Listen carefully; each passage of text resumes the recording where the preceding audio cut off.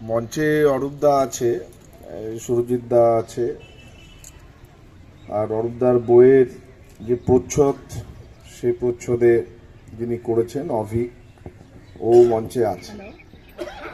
এখন যে বইটা প্রকাশ হবে, বইয়ের নাম হচ্ছে ছোট লোক ভদ্রলোক বাংলা কথা। এখন বই সম্পর্কে অরূপদার যে কোনো লেখাই নিয়ে খুব বেশি বলার অপেক্ষা রাখে না। আর যেহেতু আমার নিজের জানার পরিধিটা খুব বেশি নয়, তাই সহজে কোনো একটা বিষয়ের উপর বলবো সেটাও কতটা উচিত হবে আমি জানি না। তো ছোট লোক ভদ্রলোক বাংলা কথা, এই বই প্রকাশ এবং সুরজিৎ ঘোষের ব্যক্তিগত জানালা, আমাদের শহরেরই ছেলে লিখেছে। দুটো বই পড়বার মতো। তো আমি অরূপদার আমার কৈফত লেখাটা পড়েছি বইয়ে, আর যে ন্যারেটিভ উনি করেছেন, তৈরি করেছেন, যে ছোট লোক ভদ্রলোক, আজকের দিনে এটা কতটা গ্রহণীয়, আমরা কতটা এটাকে স্বীকার করে নেব, প্রশ্ন এই জায়গাতে আমার মনে হয়। আর এই বিষয় নিয়ে বিতর্ক হতে পারে। এখন উনি নির্দিষ্টভাবে ভদ্রলোকদেরকে চিহ্নিত করেছেন, ছোট লোকদেরকেও চিহ্নিত করেছেন, আর ভদ্রলোকই সঞ্চালনা করছেন যার নাম দেবদাস বন্দ্যোপাধ্যায়। আর সম্বর্ধনা দেওয়ার জন্য ভদ্রলোক অমিয় মুখোপাধ্যায়কেই ডেকে নিয়েছেন। আরও অনেকেই ছিল, ডাকা যেতেই পারত। আর ঠিক যে গাছের নিচে বসে হচ্ছে বই প্রকাশ, গাছের পিছনে গুড়িতে ছোট লোক বসে আছে। তাকে জিজ্ঞেস করেছি, তোমাকে প্রবেশ করতে কে দিল? আমি আর কথা বাড়ালাম না, ওই যে দাঁড়িয়ে আছে রামকৃষ্ণের চেহারা নিয়ে। তো এই ছোট লোকেরা ঢুকে পড়েছে। তো আমি আর বের করে দেওয়ার সাহস দেখাতে পারলাম না। তা আমি শঙ্করকে জিজ্ঞেস করলাম, কে ঢুকলো কি করে? বললো, কি করে ঢুকলো জানি না, কিন্তু বের করতে পারছি না। পরে দেখলাম আজকে তো বই প্রকাশ, যদি বার করি তাহলে তো ভদ্রলোকের চরিত্রটাই প্রকাশ পেয়ে যাবে। তাই সেই যে কাজ থেকে নিজেকে বিরত রাখলাম। দ্বিতীয়, আমার মনে হয়েছে, আমায় ধৃষ্টতা ক্ষমা করবেন অরূপদা, স্বপ্নভঙ্গের হতাশা যেন লেখককে গ্রাস না করে, তার লেখাকে, এটা আমার মনে হয়েছে। তো গতকাল যেমন রতন বসু মজুমদার এসেছিলেন, গত দুদিন ধরে ছিলেন, তো কথা প্রসঙ্গে অন্য অনেক আলোচনার সঙ্গে উনি একটা বই লিখেছেন, তাতে আমাদের শহরের কথাও এসেছে বিক্ষিপ্তভাবে। তখন স্বপ্নভঙ্গের কথা বলছিলেন, একটা বিশ্বাস, সেই বিশ্বাস ভঙ্গ হয়েছে। তো দেখলাম রতনদার মধ্যে একটা হতাশা, একটা স্বপ্ন, যে স্বপ্নটা বাস্তবায়িত হয়নি। তো অরূপদার লেখাতেও আসবে, জাতপাত আসবে, তার জাতপাতকে দেখার দৃষ্টিভঙ্গি কিভাবে দেখব, মার্ক্সীয় দৃষ্টিভঙ্গিতে বিচার করব না। যেমন আমার কখনো মনে হয়েছে আমি অরূপদার সঙ্গে তার তর্কে পারবো না, মানে কেন আমি একটু দূরে এগাতে পারবো, তারপরেই আমাকে চুপ করে বসিয়ে যেতে হবে। তা আমার মনে হয়েছে মহাত্মা গান্ধী জাতপাতকে স্বীকার করেছিলেন বলে অনেক দূর এগিয়ে যেতে পেরেছিলেন, আর কমিউনিস্টরা জাতপাতকে স্বীকার না করে শ্রেণী সংগ্রামের কথা বলেছিলেন বলে একটা দূর এগিয়ে আটকে গিয়েছিলেন। তো খুব সুন্দর ব্যাখ্যা অরূপদা দিয়েছেন। আমি পুরোটা পড়া হয়নি, খানিকটা পড়বার চেষ্টা করছি, বুঝবার চেষ্টা করছি। আরও অনেক বিষয় আছে যা আমার বোঝার ক্ষেত্রে খানিকটা অসুবিধা হচ্ছে। তো এই বই প্রকাশ করলাম এই জন্য আমরা, যেটা আমাদের কাছে আনন্দের বিষয়, যে লেখা পড়লে মানুষকে ভাবাবে, অর্থাৎ আমরা ভাবতে বাধ্য হব, সেই লেখা প্রকাশ করতে পেরে আমার মনে হচ্ছে যদি আপনারা ভাবেন, বইটা সংগ্রহ করেন, পড়েন, তাহলে আমাদের প্রচেষ্টা সার্থক হবে। আর সুরজিৎ দা আমাদের শহরের, এই শহরের স্মৃতি তার মন থেকে কখনোই যাবে না। শহরকে কেন্দ্র করেই তার বড় হওয়া, বেড়ে ওঠা, সেটার উপরে দাঁড়িয়ে ব্যক্তিগত জানলা। দুটি বই আপনাদেরকে বলবো, আমরা এই বইমেলাতে চেষ্টা করব এই বইগুলোকে মানুষের কাছে পৌঁছে দেবার। তো আজকের এই অনুষ্ঠানে আপনারা যারা এসছেন সবাইকে ধন্যবাদ জানিয়ে, নমস্কার জানিয়ে আমি আমার কথা এখানেই। প্রকাশ করবার যে সিদ্ধান্ত নিয়েছে, এতে আমি তো মানে আমি খুবই গর্বিত, মানে আমার কাছে একটা বিশাল গর্বের ব্যাপার আর কি। তো এই বইটা নিয়ে বিশেষ কিছু আমার বলার নেই। আমার মনে হয় বইটা পড়লে ভালো হয়, সবাই যদি পড়েন এবং পড়ে যদি তাদের মতামতগুলো দেন। কারণ এই বইয়ের পেছনে একটা ইয়ে দেওয়া আছে, মেল অ্যাড্রেস দেওয়া আছে। কারো যদি মনে হয় যে এখানে অনেক ভুল লেখা আছে অথবা এর সঙ্গে আমি একমত নই, তাহলে সেই মতামতগুলো জানালে আমার পক্ষে খুব ভালো হবে আর কি। আমি বুঝতে পারবো যে আমি কোথায় ভুল করছি বা করছি না। এইটা আমার মনে হয় প্রথমেই এটা বলে নেওয়া ভালো। এর নামটা করেছি ছোটলোক ভদ্রলোক বাংলা কথা। ছোটলোক ভদ্রলোক বলতে গিয়ে শুধু একটা কথা বলি, আমাদের গ্রাম দেশে মানে শহরাঞ্চলে মাচা শব্দটা অনেক বেশি প্রচলিত, মঞ্চ নয়। মঞ্চকে মাচা বলা হয় বিভিন্ন জায়গায়, আমরা মঞ্চ বলি। এবার এই যে মঞ্চ মানেই কিন্তু একটু উঁচু জায়গা, মানে আমি ভদ্রলোকের জায়গায় এসেছি, দেখুন একটু উঁচু, আমি নিচের দিকে তাকিয়ে কথা বলছি, আর যারা নিচে আছেন তারা ওপরের দিকে তাকিয়ে আমাকে দেখছেন। মঞ্চে উঠতে গেলে কয়েকটা সিঁড়ি বা ধাপ পেরিয়ে আসতে হয়। ওই ধাপ বা সিঁড়িগুলো সাধারণত ক্ষমতা, এটাই হয়। আমি মাঝে মাঝেই আমার বন্ধুদের কাছে এক ধরনের মজা করে কথা বলি, যেদিন ছোট লোকরা এই মঞ্চটা ভেঙে দেবে এবং মঞ্চ থেকে সমস্ত ভদ্রলোকদের ঘাড় ধরে নামিয়ে দেবে, সেই দিন একটা বিদ্রোহের পরিস্থিতি তৈরি হবে, তার ছাড়া হবে না। কেননা এখন আন্দোলন যখন হয় তখন কিন্তু একটা মঞ্চ লাগে এবং সেটা মাচা। এবারে কেন এই কথাটা বললাম, তার কারণ হচ্ছে অনেকের মনে হতেই পারে যে মাচা শব্দটা আসলে মঞ্চ থেকে এসছে, মঞ্চ অপভ্রংশ হয়ে গিয়ে মাচা হয়েছে। তো নাও হতে পারে, মাচা থেকেও তো মঞ্চ হয়ে থাকতে পারে। যারা মঞ্চ শব্দটা তৈরি করেছিলেন তারা এই মাচা থেকে যে করেননি তার কোনো প্রমাণ নেই। আমাদের এই খড়গপুরে দিয়ে একজন বিখ্যাত অধ্যাপক সুহৃদ ভৌমিক মুন্ডারি ভাষা নিয়ে চর্চা করেছেন অনেক।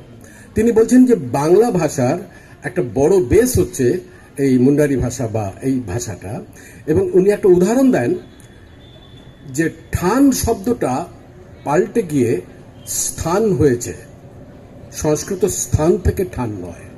ঠিক একই রকম ভাবে এটা আমি আন্দাজে বলছি, হয়তো এমন হতেই পারে যে মঞ্চ থেকে মাচা হয়নি, মাচা থেকে মঞ্চ হয়েছে, এবং মঞ্চ যারা করেছেন তারা কিন্তু সেই এটা স্বীকার করেন না যে আমরা পেয়েছি ওখান থেকে।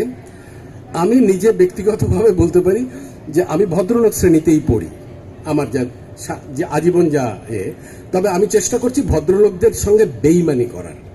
ভদ্রলোক হয়ে ভদ্রলোকদের আমি বেইমানি করতে চাইছি তাদের সঙ্গে, এবং আমার মনে হয়েছে এই যে ভদ্রলোক ছোট লোক এই বিভাজনটা বাংলায় একটু অন্যরকম, বাংলায় অন্যান্য জায়গার সঙ্গে একরকম নয়। সেই কারণে এটাকে আমি নাম দিয়েছি যে ছোট লোক ভদ্রলোক বাংলা কথা। আমি কিছু অংশ পড়ে শোনাচ্ছি, কারণ অতটা বোর করতে পারে। আমি তো চাইবো যে আপনারা বইটা কিনে পড়বেন বা আরো 5 জনকে বলবেন পড়তে। বাংলা ঠিক কোথায় উত্তর পশ্চিম ভারতের থেকে আলাদা? যদি আলাদা হয়ও এই ধরনের পার্থক্য কি সর্বত্রই নেই? আছে তো, পৃথিবীর সব জায়গা অন্য জায়গা থেকে আলাদা। এই আঞ্চলিক ভেদাভেদ তো স্বাভাবিক, একে এত গুরুত্ব দেবার কি কারণ? এরপর তো বলা হবে মুর্শিদাবাদ আর 24 পরগনা আলাদা। এবার তফাৎগুলো দেখা যায়। প্রথমে রাজনৈতিক, আমি পুরোটা পড়বো না কারণ অনেক বড়। আমি প্রথমে রাজনৈতিকের 2-3টে কথা বলি। রাজনৈতিক তফাৎটা কোথায়? বাংলা বরাবর দিল্লির শাসনের বিরুদ্ধে বিদ্রোহ করেছে রাজনৈতিকভাবে, ফলে বেশিরভাগ সময় বাংলা স্বাধীন থেকেছে। এই বাংলা কিন্তু রাষ্ট্র অর্থে বাংলা, ভৌগোলিক অর্থে বাংলা নয়। কারণ বাংলার রাষ্ট্রের চরিত্রটা আমরা প্রথম পাই শশাঙ্কর সময়। ইংরেজদের আমলে সবচেয়ে আগে বাংলা পরাধীন হয়েছে বাংলার লোকজনেরই সাহায্যে, প্রায় বিনা বাধায় পরাধীন হয়েছে। বাংলা দখলের প্রায় 100 বছর পরে গোটা ভারত ইংরেজের সম্পূর্ণ পদানত হয় এবং প্রায় সর্বত্রই প্রবল বাধার মুখোমুখি হতে হয়। আমাদের কোনো টিপু সুলতান নেই, আমাদের কোনো রঞ্জিত সিং নেই, বাকিগুলো আর পড়ছি না। মানে রাজনৈতিক তফাৎগুলো। অর্থনৈতিক তফাৎ, প্রথম জমিতে ব্যক্তি মালিকানা আসে বাংলায়, ব্র্যাকেটে পূর্ব ভারতে, মানে তখন বেঙ্গল প্রেসিডেন্সি ছিল, 1793 সালে প্রথম। তার বাইরে ইস্ট ইন্ডিয়া কোম্পানির ক্ষমতাই ছিল না। অর্থাৎ 250 বছরের জমিদারি প্রথা কেবল বাংলায় লাগু। বাংলায় প্রধানত চাষ হয় ধান এবং নদীতে মাছ। উত্তর ও উত্তর পশ্চিমে বজরা, গম। বাংলায় নানা ধরনের তরি তরকারি হয়। আর পড়ছি না, 3 নম্বরটা পড়ছি। বাংলার জনবসতির ঘনত্ব সবচেয়ে বেশি। যত পূর্বে যাওয়া যায় তত ঘনত্ব বেশি হয়, কারণ জমির উর্বরতা। 4, এখানে জমিদারি ব্যবস্থা চালু হলো, স্থানীয় পুঁজির বিকাশ হতে দেওয়া হলো না। ফলে বিদেশি পুঁজি আর দেশি উত্তর পশ্চিম ভারতীয় পুঁজির আগ্রাসনে পড়লো বাংলা। আপনারা জানেন এখন উত্তর পশ্চিম ভারতের পুঁজির আগ্রাসনে বাংলা আজ থেকে নয়, অনেকদিন ধরেই রয়েছে। মানে কথায় কথা আমরা বলি না, টাটা, বিড়লা, গোয়েঙ্কা, এখন অবশ্য তার সঙ্গে যুক্ত হয়েছে আদানি এবং আম্বানি। কাজেই বাংলার বৃহৎ পুঁজি নেই। ভৌগোলিক তফাৎ কোথায়? সবগুলো পড়ছি না, কিন্তু পৃথিবীর অধিকাংশ ভূখণ্ডের কিছুটা নিচেই পাথর। এখানে খুঁড়লেও তাই পাওয়া যাবে। তা শক্ত, তার ওপর মাটি, মাটির ওপর দিয়ে নদী বয়। বাংলার ভূখণ্ডের জন্ম সমুদ্রের বুকে নদী নিঃসৃত পলি পড়ে পড়ে। ফলে মাটি নরম আর ভীষণ উর্বর। মাটির অনেক নিচে পাথর। পাথরের ভূমিকা ওই পুরুলিয়া বীরভূমেই শেষ। খড়গপুর অনেকটা ওই দিকটায়, পুরুলিয়া বীরভূমের কাছাকাছি। অর্থাৎ বাংলা কোনো ভূখণ্ডের উপর বহে যাওয়া নদী নালার দেশ নয়, নদীর বুকে গজিয়ে ওঠা পলি সমৃদ্ধ মাটির দেশ, বিশ্বের বৃহত্তম বদ্বীপ। বাকিটা আর পড়ছি না। এবার সাংস্কৃতিক কিছু তফাৎ, সবটা বলছি না। রান্নাঘরে বাংলায় ছুরি ব্যবহার হয় না, মটি ব্যবহার হয়। রান্নাঘরে ছুরি ব্যবহার হয় না, মটি ব্যবহার। এখন বলা যায় না, এখন হচ্ছে হয়তো ওই আধুনিক যে ব্যবস্থা হয়েছে, সেখানে হয়তো ছুরি দিয়ে কাটাকাটি হচ্ছে, কিন্তু ইউজুয়ালি বটি ব্যবহার হতো। বাঙালি মাছে ভাতের মানুষ, দিবানিদ্রার মানুষ। প্রচুর ফলনে খিদের জ্বালায় অন্যের থেকে কেড়ে খাওয়া শেখেনি। বৈদিক সাহিত্যে বারবার বলা হয়েছে, না খেতে পেয়ে মরাচ্ছে কেড়ে খাওয়া অনেক পুণ্যের, এটা বলা আছে। 1943-এর দুর্ভিক্ষে 40 লক্ষ বাঙালি মরেছে কেড়ে খাইনি। মেয়েরা এখানে অনেক স্বাধীন, কেননা চাষবাস মেয়েদের ছাড়া অসম্ভব। তাই বাংলাই একমাত্র ভাষা যার ব্যাকরণে লিঙ্গ বৈষম্য নেই। এখানে একটু বলে রাখি যে ভদ্রলোকের বাড়ির মেয়েদের দেখে কিন্তু সবসময় বোঝা যাবে না, কারণ তারা চাষবাস করে না। সেখানে হয়তো সেই অর্থে স্বাধীনতার একটু অভাব আছে, কিন্তু সাধারণ শ্রমজীবী মানুষের বাড়িতে মেয়েদের স্বাধীনতা যথেষ্ট বেশি। প্রচুর সময় তাই গান বাজনা, নানা রকমের পারফর্মিং শিল্পের বৈচিত্র্য। আর বেশি পড়ছি না। বাঙালি খুব অল্পে খুশি হয়, উচ্চাকাঙ্ক্ষা কম, মাটি নরম, মন নরম, নদীর একুল ভাঙে অকুল গড়ে এই নদীর খেলা। বৈদিক সাহিত্য বাংলাকে ব্রাত্য বলতো, ব্রাত্য, বাংলা ব্রাত্য, কারণ এখানে লোকাচারের এক অনবদ্য সংস্কৃতি বা কৃষ্টি ছিল। মেয়েদের ব্রত কথা, কত রকমের ব্রত এখানে চালু আজও। নিহারঞ্জন রায় বলেছেন, ব্রতের সঙ্গে ব্রাত্যদের সম্বন্ধ কোনো অকাট্য প্রমাণের উপর প্রতিষ্ঠা করা কঠিন, তবে এই অনুমান একেবারে অযৌক্তিক এবং অনৈতিহাসিক নাও হতে পারে। আমি কিছু বাঙালির ব্রতের নাম দিয়েছি, আপনারা হয়তো শুনে থাকবেন। পুণ্যপুকুর ব্রত, শিবব্রত, চম্পাচন্দনা ব্রত, যাচাপান ব্রত, তেজদর্পণ ব্রত, কুলকুলটি ব্রত, ইতুপুজো ব্রত, জম্পুকুর ব্রত, সেজুতি ব্রত ইত্যাদি ইত্যাদি। আমি পুরোটা পাচ্ছি না, বড় লিস্ট আছে। বাঙালির সঙ্গে সর্বভারতীয় স্তরে সামাজিক তফাৎটা কোথায়? বাংলায় জাতপাত প্রথা বিচিত্র, একেবারেই উত্তর এবং উত্তর পশ্চিম ভারতের থেকে আলাদা। এখানে উচ্চবর্ণ খুব কম, মাত্র 6% সামান্য বেশি। অবিভক্ত বাংলায় আরো কম ছিল, 4%। উত্তর ভারতে অনেক বেশি। বাংলার এই উচ্চবর্ণরা আমার মতে বহিরাগত, এবং এই আগমন খুব প্রাচীন নয়। এখানে বৈশ্যরা, অর্থাৎ যারা বণিক বাণিজ্য করে, উচ্চবর্ণে স্বীকৃত নয়, যেটা কিনা উত্তর পশ্চিম ভারতে কিন্তু স্বীকৃত। বুকে বুক বাজিয়ে বলে বৈশ্যের ছেলে আমি বানিয়া বা জাত হয়, এখানে এসে বুক চাপড়ে বলে বানিয়া জাত, মানে আমরা খুব উঁচু। কিন্তু আমাদের এখানে ব্যবসা করে তো বেনে বেনে, ওই যে ওই লোকটা বেনে, বরং বেনে বলে তারা উচ্চ বর্ণের কাছে উপহাসের পাত্র হয়। এটাই বাংলার আলাদা।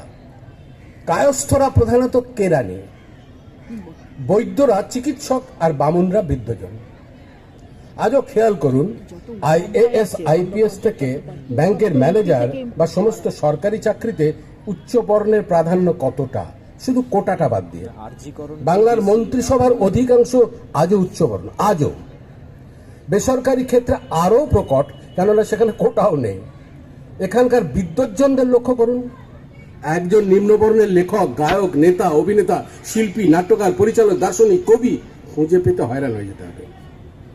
নারী বর্জিত উচ্চ সমাজ, উচ্চ সমাজের কথা বলছি, উত্তর বা উত্তর পশ্চিমে বা দক্ষিণে কিন্তু আমার নয়। মুসলমান তো নেই। গুজরাটে হিন্দু মুসলিম সম্পর্ক নিয়ে বেশি কথা বলতে হয় না, অথচ ওখানে গুজরাটে যে হিন্দু মুসলমানের সম্পর্কটা কতটা ভয়ঙ্কর এটা বোধহয় আর নতুন করে বলার দরকার নেই। কিন্তু ওখানে মুসলমান 15%, সরকারি চাকরিতে মুসলিম 9%। 15% মুসলমান, কিন্তু সরকারি চাকরিতে 9%। আমাদের এখানে মুসলমান 27%, সরকারি চাকরিতে 3%, আর বেসরকারি চাকরিতে আরও খারাপ। এই পর্যন্তই পড়লাম। বাকিটা যদি আপনারা মানে মনে হয় যে পড়া দরকার তাহলে পড়বেন, ব্যাস। ওটা হবে এরকম তো আমি বলছি না। ছোট লোকরা যতদিন পর্যন্ত না মঞ্চটাকে ভেঙে দিয়ে ভদ্রলোকদের নামিয়ে দিতে পারবে, ততদিন পর্যন্ত তাদের ভবিষ্যৎ খুব অন্ধকার। এটা আমার মনে হয়েছে, এটা আশা যে একদিন না একদিন তারা সেটা নিশ্চয়ই পারবে, এটাই আশা। দ্বিতীয় যে প্রশ্নটা যেটা বললেন যে ক্ষমতার দখলের লড়াইয়ে ছোট লোকরা চিরকাল দাবার ঘুঁটি হয়েছে কিনা, হ্যাঁ হয়েছে তো, এবং বিশেষ করে বাংলায় অন্যরকম ভাবে হয়েছে। কেন?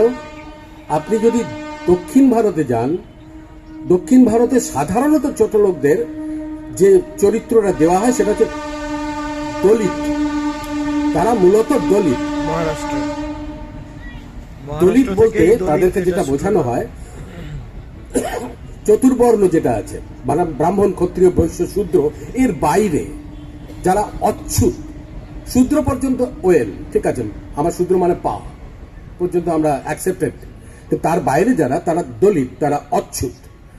এই অচ্ছুতদের কিন্তু রাইজ হয়েছে, আমি বলছি ফিলোসফিক্যালি, ইডিওলজিক্যালি, তাত্ত্বিকভাবে তারা কিন্তু তৈরি হয়েছে, যার জন্য আমরা পেরিয়ারকে পেয়েছি।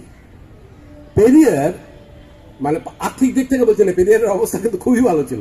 পেরিয়ারের যা অর্থনৈতিক অবস্থা ছিল সে অবস্থা কিন্তু খুব কম লোকের হয়, কিন্তু উনি রাস্তার উপর দাঁড়িয়ে বলেছেন আমি এখানে পুড়িয়ে দেবো ঠাকুর, তোমরা যে বেদ বেদান্ত ইত্যাদি বলছো পুড়িয়ে দেবো, সব শেষ করে দেবো।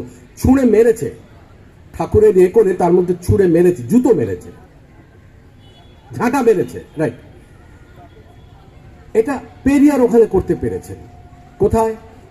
তামিলনাড়ু এবং তার আশেপাশে অঞ্চলে।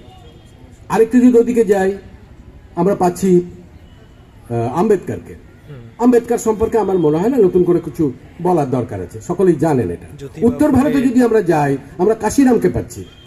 কাশিরাম পেরেছে কি পারেনি, বিদ্রোহ করে শেষ পর্যন্ত কতদূর যেতে পেরেছে, দ্যাটস আ সেপারেট ইস্যু, কিন্তু সে বিদ্রোহটা করেছে, কাশিরামকে অস্বীকার করা যায়নি। এবং তার যে ছাত্রী, তার যে ফলোয়ার মায়াবতী, সেও কিন্তু একটা বিশাল অভ্যুত্থান ঘটিয়েছিল একটা পর্যায় পর্যন্ত। এখনো কিন্তু উত্তরপ্রদেশের রাজনীতি নিয়ন্ত্রিত হয় যাদবদের দ্বারা, মূলত অখিলেশ যাদব ইত্যাদি ইত্যাদি। মূলত আমি এই নতুন সিচুয়েশনটার কথা বলছি না, হ্যাঁ, বিহারেও তাই, বিহারেও একই ঘটনা ঘটছে। একমাত্র এই বাংলা বলতে আমি কিন্তু সবসময় বাংলাটা বলতে গোটা আনডিভাইডেড বেঙ্গলটাই আমার মাথায় সবসময় ঘোরে, কারণ ডিভিশনটা তো হয়েছে মাত্র 75 বছর আগে। কিন্তু এই যে বাংলা এটা কোনোদিন হয়নি। মাঝখানে একটা সামান্য সময়ের জন্য হরিচাঁদ গুরুচাঁদ ঠাকুরের উত্থান হয়েছিল, খুবই মার্জিনাল, সামান্য, এবং পরবর্তীকালে গুরুচাঁদের ছেলেরা কিন্তু কংগ্রেসের সঙ্গে হাত মিলিয়ে এই উচ্চবর্ণদের সঙ্গে একসঙ্গে চলার পথে চলে গেল। তারা কিন্তু বিদ্রোহ করতে পারেনি। অথচ হরিচাঁদ চেয়েছিল, গুরুচাঁদকে ভর্তি করতে পারেনি স্কুলে, কেননা নিচু জাত বলে। যতই আমরা বিদ্যাসাগর বলি না কেন, পারেনি, তাকে মাদ্রাসায় পড়তে হয়েছে। হ্যাঁ, ওদের কিন্তু পয়সা ছিল, তারাও পারেনি, করতে হয়েছিল মাদ্রাসায় ভর্তি করতে হয়েছিল। গুরুচাঁদ তার জন্য ইংরেজের সাহায্য নিয়ে স্কুল প্রতিষ্ঠার চেষ্টা শুরু করলো 1880-র দশকে। সবচেয়ে মজার ব্যাপার হচ্ছে গুরুচাঁদ সরাসরি না বলেছিল যে বঙ্গভঙ্গ বিরোধী আন্দোলনে আমরা যাব না, ওটা আমাদের আন্দোলন নয়, ওটা ভদ্রলোকদের আন্দোলন। দেশবন্ধুকে পরবর্তীকালে না করেছিল। এবার এই যে না করার সঙ্গে আর একটা কথা বললো, বিদেশি দ্রব্য ওগুলো তো তোমরা কেনো, আমাদের ক্ষমতা নেই, আমরা কিনি না, আমরা বিদেশি দ্রব্য কিসের করব। এই গুরুচাঁদ 1909 সালে সারা বাংলা ঘুরে ঘুরে মুসলমানদের সঙ্গে দলিত সম্প্রদায়, তখন দলিত শব্দটা ওইভাবে ব্যবহৃত হতো না, কিন্তু এই নমশূদ্র সম্প্রদায় বলি বা যাই নাম বলি না কেন, তাদের একটা জোট গড়ে তোলার চেষ্টা করেছিলেন 1909 সালে। এবং এটা এতটাই ইম্পর্টেন্স পেয়েছিল যে তৎকালীন স্টেটসম্যান পত্রিকায় খবরটা বেরিয়েছিল যে উনি এটা করছেন এবং ভালো সাড়া পাচ্ছেন। সেই গুরুচাঁদের ছেলেরা পরবর্তীকালে আপনারা জানেন, প্রমথ ঠাকুর ইত্যাদি, তারা কিন্তু অন্যদিকে চলে গেল। এবং আজকে কি হচ্ছে সে তো জানেন, মতুয়াদের নিয়ে আমার নিশ্চয়ই ডিটেলসে বলার দরকার নেই। দ্বিতীয় যে লোকটি চেষ্টা করেছিল আপ্রাণ, যোগেন মণ্ডল, তার অবশ্য বয়স অনেক কম, 1904 সালে তার জন্ম। তিনি আপ্রাণ চেষ্টা করেছিলেন, এমনকি আম্বেদকর যখন মহারাষ্ট্রে বম্বে থেকে নির্বাচনে সুযোগ পাচ্ছেন না, ইলেক্টেড হবেন না, তখন আম্বেদকরকে এখান থেকে নির্বাচিত করে পাঠিয়েছিলেন কাউন্সিলে, মানে লেজিসলেটিভ কাউন্সিলে, উনি আম্বেদকরকে। যদিও সেই সময় আম্বেদকর একটি অন্যায় করেছিলেন, আমি মনে করি, অন্যদের মনে করার দরকার নেই। যে যোগেন মণ্ডল আম্বেদকরকে এখান থেকে ইলেক্টেড হতে সাহায্য করলেন, 47 সালে দেশভাগের সময়, বাংলা ভাগ, আমি দেশভাগ বলি না, আসলে বাংলা ভাগ আর পাঞ্জাব ভাগ, এই বাংলা ভাগের সময় যোগেন মণ্ডল এবং অন্যরা তখন বলেছিল যে বাংলা ভাগটা দরকার নেই, বাংলাটা আলাদা একটা স্বাধীন দেশ হোক। আম্বেদকর কিন্তু সেটা সমর্থন করেননি। এইটুকু, মানে খুব বেশি বিরোধিতাও করেননি, কিন্তু সমর্থন করেননি। এবং সেটা নিয়ে অনেকে খোঁচাও দিয়েছিল। এই যে তোমার গুরু, সে কিন্তু বাংলা ভাগের বিরোধিতা করল না। ফলে বাংলায় একটা অদ্ভুত ব্যাপার, এখানকার দলিত সম্প্রদায়ের সাধারণ মানুষ কোথাও যেন দীর্ঘকাল ধরে, মানসিক গঠনটা নিয়ে আমার এই বইতে আলোচনা হচ্ছে যে কেন এটা হয়েছে, ভদ্রলোকদের কাছে একটু অবনত বা মাথা নত করে আছে, এইটা সহজে ভাঙছে না। এই ধন্যবাদ অরূপ বাবুকে।